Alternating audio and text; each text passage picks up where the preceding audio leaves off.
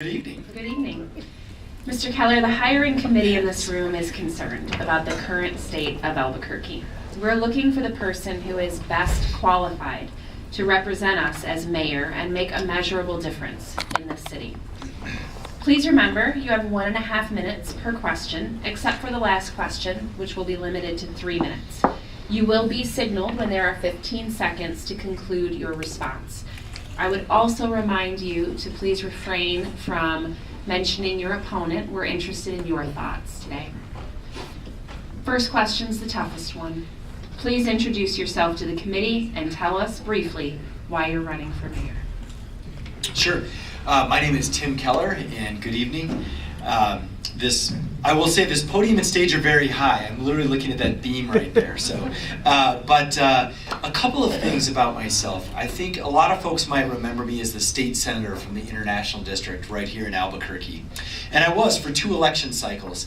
And I developed a reputation of really being an independent challenger of the status quo. I ran hundreds of pieces of legislation, and fortunately was able to pass about 30 bills that are now law. And a lot of those had to do with business, a lot of them had to do with fixing broken government. And that led me to the state auditor's office, which of course is my current role, cracking down on fraud, waste, and abuse throughout our community. And I've learned some things in those roles. Number one, as senator, I learned how to represent a diverse community with lots of challenges here in Albuquerque. Number 2, as an auditor, I've learned that how government actually works and then how it doesn't work, in that disconnect between what politicians say and what they actually do and what they fund. So for me, I'm also a father. I'm hoping to make it home for story time with my 4-year-old. And my wife and I, though, we are born and raised here, and we're concerned about our city. We are going the wrong direction. I believe we've got to address our issues head on. And if we can do that, we can be a safe, inclusive, and innovative city that actually works for all of us. Thank you. Please identify businesses or industries that you think are most important to Albuquerque's economy, and tell us specifically what you will do to support them. When I think about the makeup of our economy, a couple of things come to mind. We have some obvious anchors that we've had for a long time. The labs, AFRL, the Air Force labs, and then also, of course, UNM. But we also are very good at some things that a lot of people don't even know about. Directed energy. We are number one of the top industries in the country right now for directed energy. Also microelectronics, also cybersecurity, also some areas in terms of alternative deliveries of medicine in the biomedical area. These are growing industries. And we also have some basic ones. We have a strong agricultural sector, and we've known that actually for a long time, and we rarely pay attention to it. We also have a strong creative economy. We know that tourism is actually a big piece of our economy. So we have, I think, lots of pieces to build on. To me, what I want to do is try and bridge the knowledge of those with actually what government does to help. So I've run red tape reduction bills. I've run all sorts of regulatory reform legislation that was contrary even to my own party, because I believe government has to get out of the way and that we actually have to make things easy to do business. But I also believe in fairness. And I know this.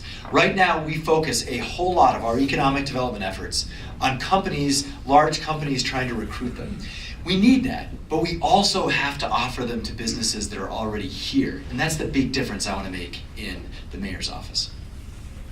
If the city experiences a budget deficit or a decline in revenue, as it has in the recent past, what would you propose to balance the budget, and over what time frame would it be implemented?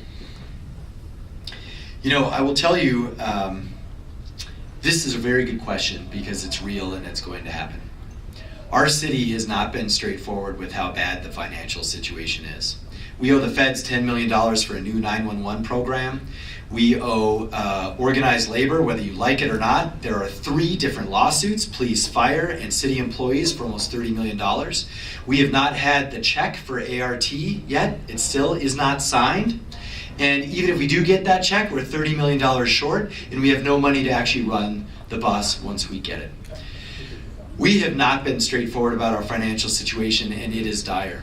So here's what I would propose. Number one is we're also very top heavy. We've got co-directors in City Hall right now. We've got co-directors and deputy directors and assistant directors. We should just have one director. We've got a whole row of majors that we don't even need. We've also got the same thing in the fire department. We are very, very top heavy, and so I do believe there's plenty of fat to trim in the state budget.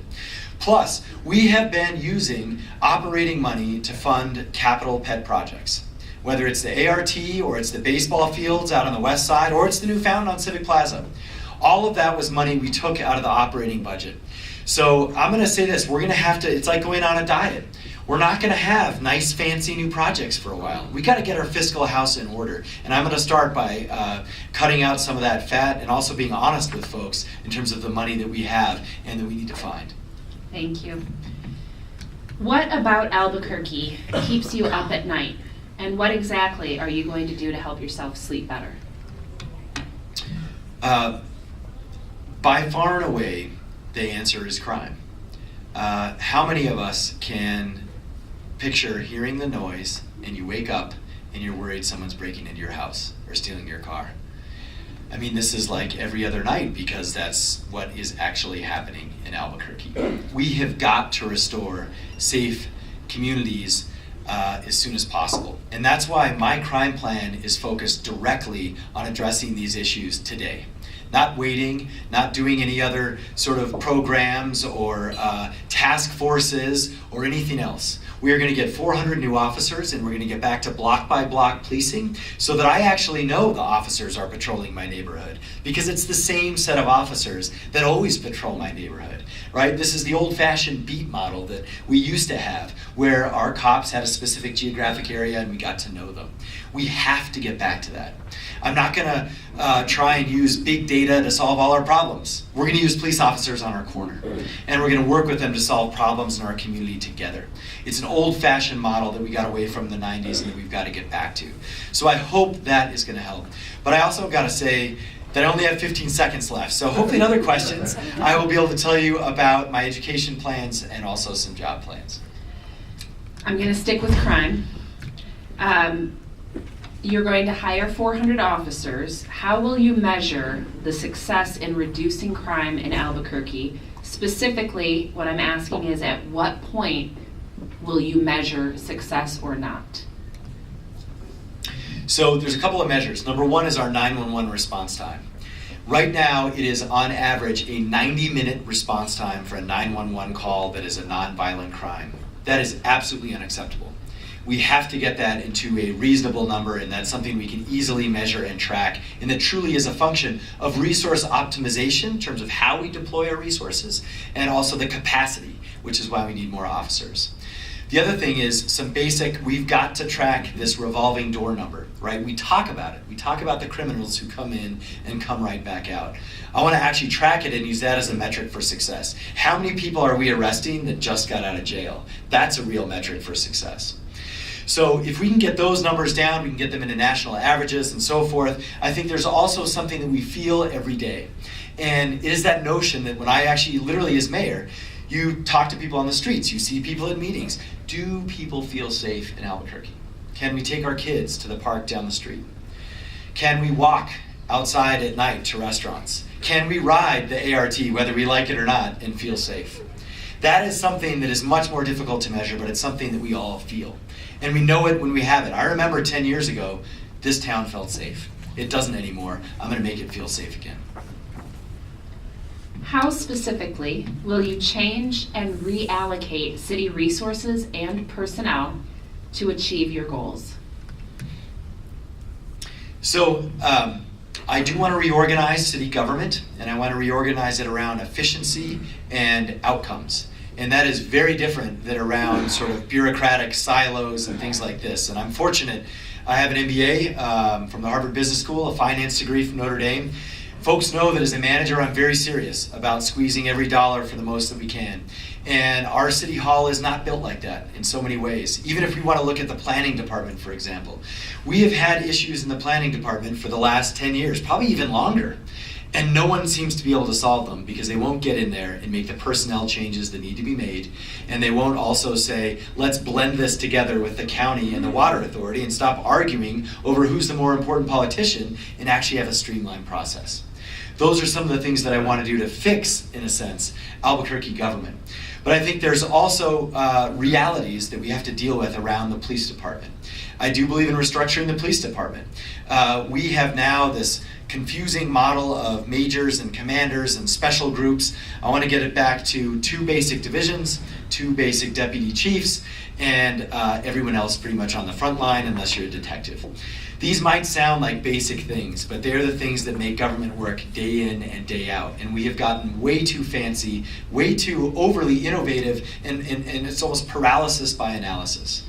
No more talking points, no more press releases, let's just run a good government. What is your position on the mandated sick leave issue? Please include whether or not you would like to see it apply to unions, small businesses, nonprofits, and those companies that already have a sick leave or PTO policy. So this legislation, and there was even mailers about this, I had concerns about this legislation, and there were mailers that quoted me saying that went out about it. But of course, I did on net support it. Here's why though. I believe that a reasonable backstop sick leave policy that applies to bad actors is okay and actually helpful for Albuquerque. Now, unfortunately, this piece of legislation had all sorts of issues in it, which I talked about all the time on the campaign trail, but here's what I'm getting at. We had 3 years to provide alternative legislation that dealt with every issue you mentioned. City Council didn't step up, Mayor didn't step up, and then we get what we had on the ballot. I am not going to let that happen. And I will tell you this, if we continue to just punt on this issue, it's going to be right back on the ballot again. This is what leadership is about. This is what I've demonstrated in the legislature. I think it's actually relatively easy to put together a sick leave policy that respects small business, that says if you have a program that already is the same or better, it doesn't apply to you, and that has a fair process for reporting that isn't burdensome. And I can say that because I've done it dozens of times in the legislature. I even got most of the groups in this room to agree to a minimum wage increase. And to do that, you've got to deal with all the things that you mentioned. And so I think with leadership, we can actually do this in the right way that only penalizes bad actors and move forward. So we're not talking about this again and again, year after year. That's what leadership's about. Last question. In 3 minutes or less, please tell the hiring committee why you believe you are the best candidate to represent the people of Albuquerque as mayor. I think this is our 52nd debate. And so I want to encourage everyone to hop online if you have any other questions and watch any debate of your choosing. But I would say, I think it comes down to a couple of things. For me, I have a track record, and it's a track record that I'm proud of and that I stand by. Whether it was challenging the status quo in the legislature, passing literally the most bipartisan legislation in my tenure in the legislature. These are accomplishments that were not easy to do, but they're accomplishments that reflect, I think, who I am as a leader. And state auditor is no different than that. I've stood up to elected officials in every party, and I've held them accountable, from cabinet secretaries to superintendents to athletic directors to politicians. I have not been afraid to make decisions. So to me, I think you're looking at someone who offers you the following. I will listen. I have a track record of doing that. I have a track record of bringing folks together around legislation to actually get things done. And I will learn. Folks have seen over time, I hope, that I have matured not only as a person, but also as a public servant in terms of understanding where folks come from, whether it's their business background, their military service, rural or urban New Mexico. But I think folks also know this. I will act. At the end of the day, we need leadership in Albuquerque. And I am no longer going to wait for Santa Fe to fix our problems. I know we've got lots of problems in Santa Fe. I used to be there. I know we have lots of problems in our judicial system, and I want to do everything we can to fix that. But I'm not going to wait. I know it would be amazing if we had some amazing company move here, amazing like Amazon, and hire us all, keep all our kids here, solve all our problems. I'm not going to wait. We are going to have a specific set of initiatives to address the major issues in our city. That's on our brochures, it's on our website, it's what my campaign is all about. I'm not running to solve New Mexico's problems. I'm not running to solve democracy's problems. I'm running to actually fix the challenges facing Albuquerque for the first time in a decade. That means investing in local business in a real way, not just talking about it. It means taking tax increment districts and LEDA funding and JTIP funding and all these other tax giveaways that we reserve for a certain set of companies and actually making them available to small businesses here. It means not blaming APS anymore for our problems. It means saying, as a city, I'm going to step up and do something for our kids. I'm going to provide after-school programs, athletics, arts, science, music. We're going to get back citywide athletic leagues in our schools. We're going to make sure that every kid has something to do after school that is meaningful and hopefully over the summer. And lastly, with respect to crime, it's the same story. We are going to bring in new leadership right away. We're going to finish the DOJ reforms, and we're going to send them home. And we're going to take back our city and have a city that we believe in again, a city that is the best Albuquerque we can be. Thank you. The hiring committee, the voters in Albuquerque, will let you know on November 14th if you have been selected to fill the position. So true. Thank you very much.